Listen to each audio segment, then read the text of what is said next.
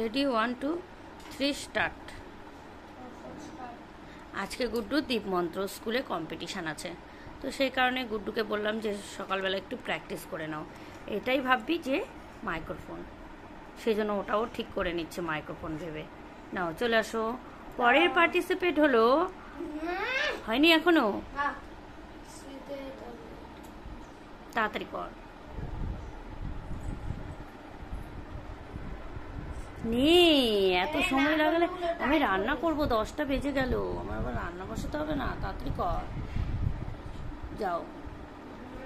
পরের পার্টিসিপেট অঙ্কন কর্মকার, চলে এসো।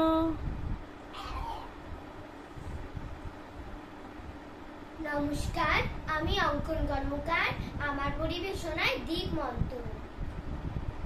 দীপ জ্যোতি পরম জ্যোতি, দীপ জ্যোতি জনার্দনয়া, দীপ জ্বল তুমি পা। হয়নি, আবার যাও।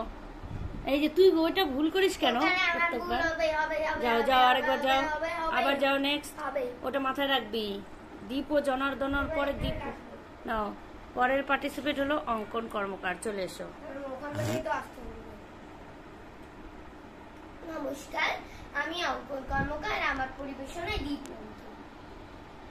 দীপ জ্যোতি পরম জ্যোতি, দীপ জ্যোতি জনার্দনয়া, দীপ হর তুমে পাপম, দীপ জ্যোতি নমস্তুতে, শুভম করতু কল্যাণং আরোগ্যং সুখ সম্পদঃ, দেশ বুদ্ধি বিনাশায়, আত্মর জ্যোতি নমস্তুতে। ভালো করে। আত্মজ্যোতি প্রদীপায়, ব্রহ্মজ্যোতি নমস্তুতে, ব্রহ্মজ্যোতি প্রদীপায়, গুরুজ্যোতি নমস্তুতে।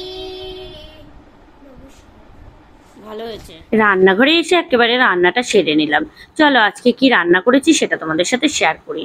এখানে একটা কচু দিয়ে, কচুর মুড়ো বলি আমরা এটাকে, মাছের মাথা দিয়ে ঘন্ট করেছি। এইদিকে আছে কালকের একটু চাল কুমড়োর ঘন্ট, ওটা গরম করলাম। আর এদিকে রুই মাছের ঝোল করেছি আলু আর সজনে ডাঁটা দিয়ে। চলো, আর এই তো ভাত। চলো, দুপুরে রান্নাবান্না আমি একেবারে সেরে নিলাম, যেহেতু বেলাটাও হয়ে গেছে আর সকালবেলা চা খেলাম দেরি করে, তাই খিদে পাচ্ছিল না, ভাবলাম একেবারেই রান্নাটা দুপুরের সমেত করে নেই। আর তোমাদের দাদাভাই তো দুপুরবেলা আসবে না, তাই তারও রান্নাবান্না আর করিনি।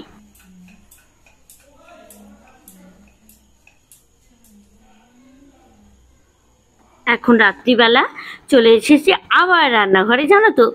তো এই তো মেয়েদের কাজকর্মের মধ্যে তো রান্না, খাওয়া, পড়ানো, বাচ্চাকে সামলানো, ঘরদোর পরিষ্কার, এগুলোই কাজ, তাই না বলো?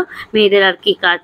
আমরা তো আর হাউস ওয়াইফ, আমরা তো আর বাইরে কাজ করি না যে বাইরের কাজ তোমাদের দেখাবো, তাই ঘরের কাজই দেখাই। অনেকে অবশ্য বোর হয়ে যাও ঘরের কাজ দেখতে দেখতে, তো কি আর করবো বলো। তো যাই হোক, চলো আমি এখন রুটি বানাচ্ছি। রান্নাঘরে চলে এসেছি আর রুটি বানাচ্ছি। আর গরম তো জানো, ভালো লাগছে না গরমে বেশিক্ষণ থাকতে, তাই একসাথে দেখো 3টে 4টে করে রুটি আমি করে নিচ্ছি। তোমরা অনেকেই বলো যে 3টে 4টে রুটি করলে নাকি ফোলে না, সেটাই তোমাদের সাথে দেখাচ্ছি যে রুটি করলে ফোলে কিনা 3টে 4টে। চলো তোমাদেরকে দেখাই। রুটিগুলো মোটামুটি আমার এদিকে তাওয়ায় সেঁকে নিচ্ছি। এবারে আমি চলো কি করে রুটি ফোলাই সেটাই তোমাদের সাথে শেয়ার করি। প্রথমে আমি তাওয়াতে রুটিগুলো সেঁকে নিলাম, তারপরে দেখো এই যে এরকম একটা চাকতির মতো নিয়েছি, সেইটাতে করে আমি এবার রুটি ফোলাবো। এপিট ওপিট রুটিগুলোকে ভালো করে সেঁকে নিয়েছি। তারপরে দেখো তো আমার রুটিটা ফুললো কি না। তোমরা অনেকেই বলো 3টে 4টে রুটি করলে ফোলে না, আমার রুটিটা ফুলেছে। এমনভাবে ঠাসা দিয়েছি, রুটি ফোলা তো দূরের কথা, একেবারে রুটি ফেটেই গেছে। আবার চলো বেলে নেই, নিয়ে তারপরে আবার রুটি সেঁকে নেই। হ্যাঁ, এবারে চলো আবার 3টে 4টে রুটি একসঙ্গে করে নেই। চলো, এইভাবে রুটি ভাজতে ভাজতে একটা গল্প মনে পড়লো, জানো তো অনেকবার তোমাদের ভিডিওতে বলেছি আগে আমি একদমই রুটি করতে পারতাম না।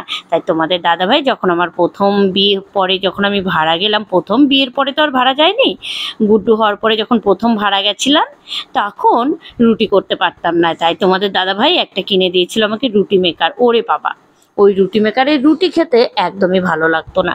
কি আর করা যাবে, তখন ওটাই আমাদের কাছে স্বাদ লাগতো, কারণ আমি তো বানাতে পারতাম না সেই কারণে। আচ্ছা, তোমাদের কাদের কাদের বাড়িতে রুটি মেকার আছে আমাকে একটু কমেন্ট করো তো। আমার বাড়িতে এখনো জানো ওইটা পড়ে আছে, তবে সানসেটের ওপরে রান্নাঘরে। একদিন তোমাদের সাথে বের করে দেখাবো। হ্যাঁ, এবার অবশ্য ফেলে দেবো ওটা নিয়ে গিয়ে, কেননা ওটা আর লাগে না, ওটা একেবারে ডাস্টবিনে হয়ে গেছে। আর ওটা ইঁদুর কেটেও দিয়েছে তার, তাই ওটা আর ব্যবহারও হবে না। আর এখন তো রুটি মেকার একটা আছেই, তাই না? কোনটা বলো তো? আমার হাত, আমার হাতই এখন রুটি মেকারের থেকে বেশি স্পিডে চলে, এই কারণেই। তো যাই হোক, মজা করলাম একটু তোমাদের সাথে। এখন আমি বেশ ভালো রুটি বানাতে পারি, তাই আর রুটি মেকারের আমার প্রয়োজন হয় না। তো চলো, এইবারে দেখো আমি রুটিগুলো আবার পটাপট করে ভেজে নেই। ও হ্যাঁ, আর তোমাদের দাদা ভাই আসবে প্রায় ওই 10টা সাড়ে 10টায়। তোমাদের মধ্যে একজন আমাকে বলে, জানো আমার খুব কাছের একজন হয়ে উঠেছো, সে আমাকে বলে যে তোমাদের তো রাতটাই দিন হয়ে গেছে, তাই না? কারণ তোমরা তো সেই কত রাতে নিশি রাতে ঘুমো। কি করব বলো, আমাদের তো অভ্যাস হয়ে গেছে এইভাবেই চলাচল করে করে, মানে জীবনযাত্রাটাই আমাদের যেন এরকম হয়ে গেছে। তো যাই হোক, চলো যারা যে যেখান থেকে ভিডিওটা দেখছো কমেন্ট করে জানাবে কিন্তু, ঠিক আছে, তোমাদের কার কার বাড়িতে রুটি মেকার আছে। হ্যাঁ, আর কার কার রুটি মেকারের রুটি খেতে ভালো লাগে। আমার একদম ভালো লাগে না, তবে আগে ভালো লাগতো, ওই যে যখন বললাম বানাতে পারতাম না তখন। আর গুড্ডুকে ওইদিকে পড়িয়ে নিলাম। কালকে তো গুড্ডুর কম্পিটিশান আছে, আজকে গুড্ডুর ছিল দীপমন্ত্র কম্পিটিশান।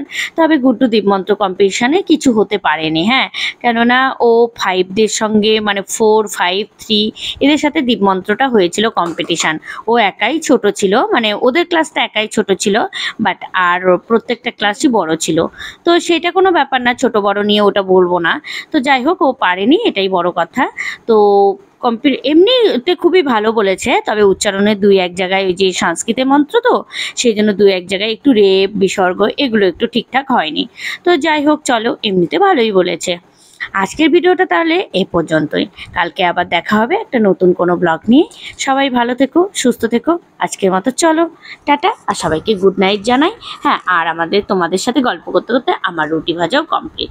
এবার চলো, এই যে ওটাতে মধ্যে আটা ছিল, আমি ওই আটাগুলো রেখে দিলাম জায়গায় জায়গায় জায়গায়। এবার চলো এই রুটিগুলো একটু ফুলিয়ে নেওয়া যাক, এগুলো দেখি তো ফুলে কিনা। চলো তো।